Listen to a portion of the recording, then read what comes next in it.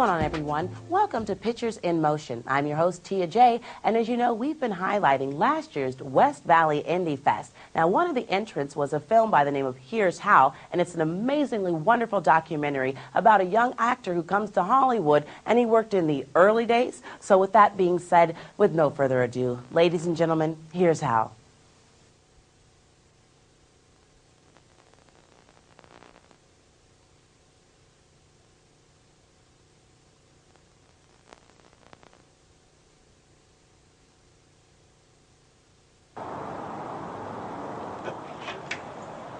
Hello. Welcome to my little corner of heaven. Come right in.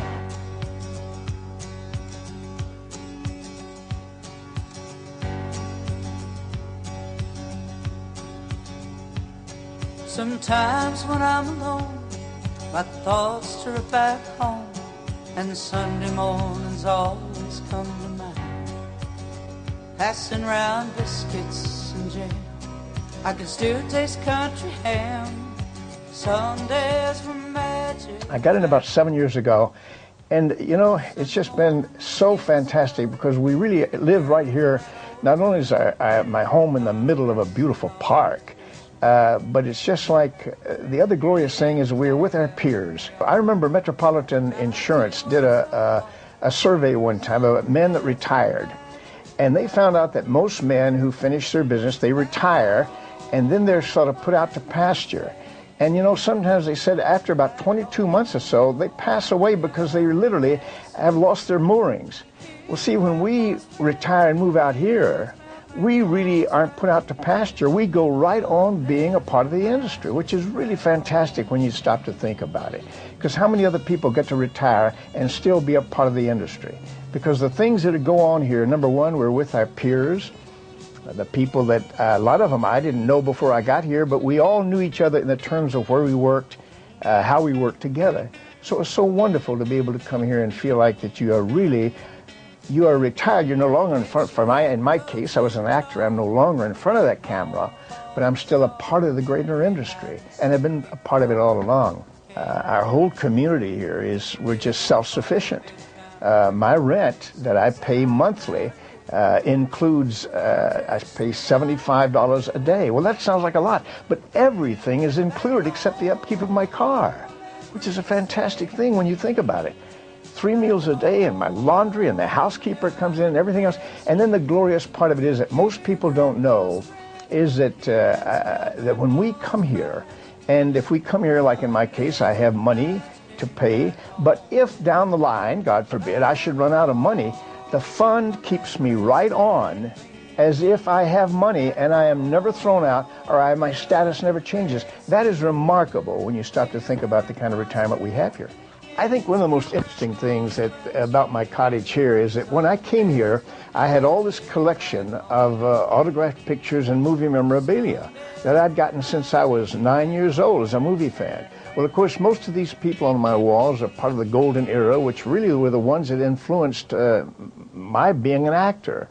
So when the fund saw my cottage, they started bringing VIPs through here. They just asked me, they're very nice about it, said, do you mind if we bring some people just to show them how one of the residents live?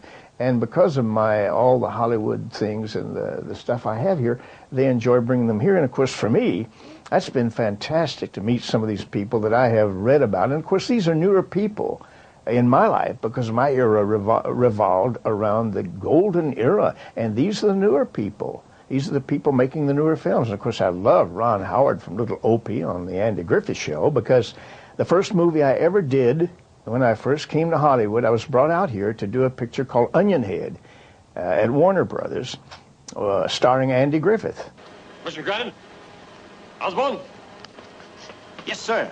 Quartermaster Osborne will take you to the galley. The ship's cook will assign you. Follow me. That's Mr. Higgins, the ship's commissary officer. The rest of the officers on board are pretty nice guys. Anything would be an improvement. Why did you leave your last ship? This will be my first time on a ship. Where'd you go to cooking school, New London? I didn't go to cooking school. Got my rate kind of sudden, right out of boot camp. The truth is, I didn't cook before.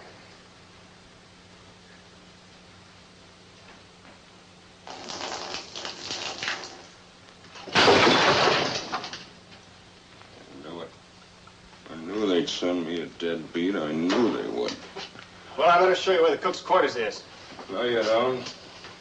Not in my room. That's his right, will do. The empty bunk's for the other cook. No. Where at, then? I don't care. Any place but in with me. Throw him overboard. There's an empty bunk in the berth deck. You rate better than that. It's okay. Seeing you, Ozzie. Higgins refused to approve my transfer again. Oh, well, Boston ain't such a bad town. My wife and 4 kids are jammed into 2 miserable rooms here when they could be living decently with my folks out in California. Well, what's to keep you from shipping your family out there anyhow? No. We stay together. Here's something for the family. No, Al, I can't take it. Look, it'll get you in a jam. Skip it. It's for the kids. Well, okay. But I shouldn't. Thanks a lot, Al. It's okay. Of course, little Opie, being a part of the Andy Griffith Show, it was so wonderful to meet him because he's such a brilliant director. So it's just marvelous having this kind of a place here that the fund likes to use, and the foundation likes to bring people here. And of course, there again, that's just bringing me right on into my profession and letting me be a part of it. Oh, I tell you, one of the things I've lost recently, which has been a great heartache to me because he was such a wonderful person and a wonderful friend to me, was Jack Lemmon. Jack Lemmon and I go way back to 1948 when we both were in summer stock in Allentown, Pennsylvania, in a little summer theater, a marvelous little summer theater called Hayloft Summer Theater. And Jack Lemmon was the resident juvenile there that summer, and I had been hired to do small parts, and also because I knew shorthand and typing, because I had gotten a degree in teaching from my university, Murray University, when I graduated, I was hired to be a secretary to the producer and the director. So I got to do all the things around there, plus act. Jack and I were roommates up in a Schenkweiler's hotel. We had the top floor of a wonderful, that's right in the heart of the Pennsylvania Dutch country. It's this Hayloft Summer Theater is in a little town called Guthsville, Pennsylvania. And Jack and I were roommates there. And I'll tell you right now, when you watched Jack Lemmon act on a stage, even back then, you knew that he had something that was star quality. He was a very, very dedicated young actor. He was an excellent actor. He had been well trained. Well, in those days, we got our training literally wherever we could get it. But Jack had that quality and that kind of that certain undefinable X, which really stars have to have. And he had a marvelous comedy sense even then. Jack was hired to go back into New York City to do his first television show with his then girlfriend, Cynthia Stone. So those last 3 plays that he had to leave, I got to take over the Jack Lemmon role in it, the juveniles in those plays. So we got to stay friends throughout New York, and then, of course, I went back to New York to study at the Neighborhood Playhouse. After I got out of the summer theater, I applied to the Neighborhood Playhouse. I was accepted, and I studied there for 2 years. Meanwhile, Jack was getting a good start in television and on stage, and so next thing you knew, he was set to do his first movie in Hollywood. And he got out here 2 or 3 years before I did.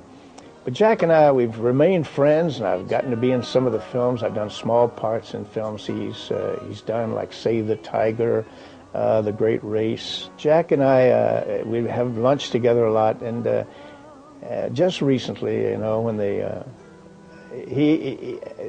we didn't know Jack was as ill as he was. None of us knew. I mean, even they kept it from the public pretty well, but all of a sudden we realized that he was ill and that he had passed away. And I remember his secretary, she called me and talking to me about his memorial, and she said, Hal, when we cleaned off his desk, we found a note there, call Hal Riddle for lunch. And I thought, well, what a sadness I didn't get to have that last lunch with my old friend. But I had such great times with him, and to have known someone like Jack Lemmon, whom I consider one of the finest actors and also one of the finest people I have ever known, just one of the nicest people. Anyone you ask in Hollywood will say nice things about Jack Lemmon.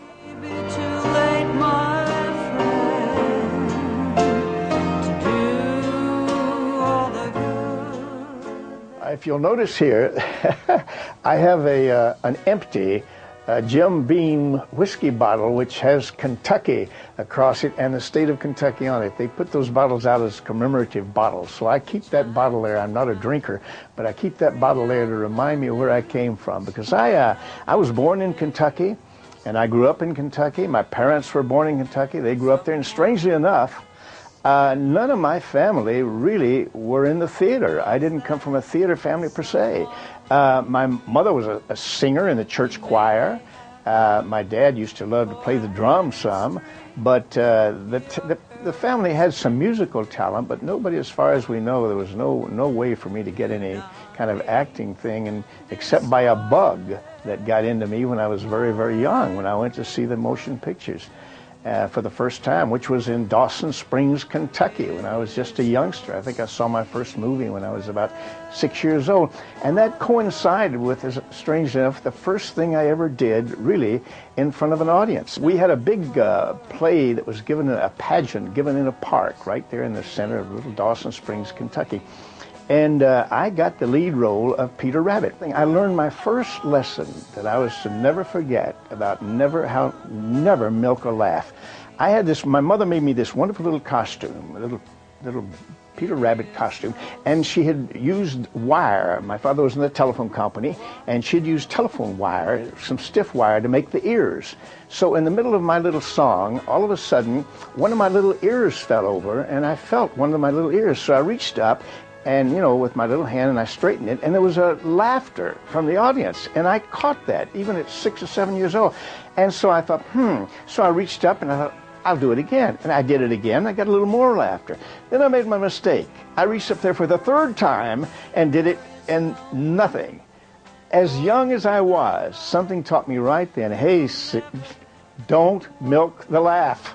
You know, leave it alone if you get it the first time. So I'll never forget the lesson I got in the park in Dawson Springs, Kentucky, playing Peter Rabbit. And I guess that sort of really began my desire to be an actor, because after that I went to the movies. My father took us to see The Life of Jesse James. And of course, he wanted to show his sons. I had an older brother, 2 years older. He wanted to show his sons what not to be in life. But when I saw something up there on that screen, I said, oh, I can almost remember as if it were yesterday. I wanted to be up there. Something told me that when someone was up there on that screen acting, the public could be down there admiring you, but they couldn't touch you. Now that has to be a key in the psyche of all actors. You know, most of us have inferiority complexes. We want to be somebody else. And so by having a little inferiority complex where we can't really get out of ourselves, when we act, we can be somebody else. And even at that young age, something told me up there, those people were being able to perform, but the public couldn't touch them, but they had to be involved.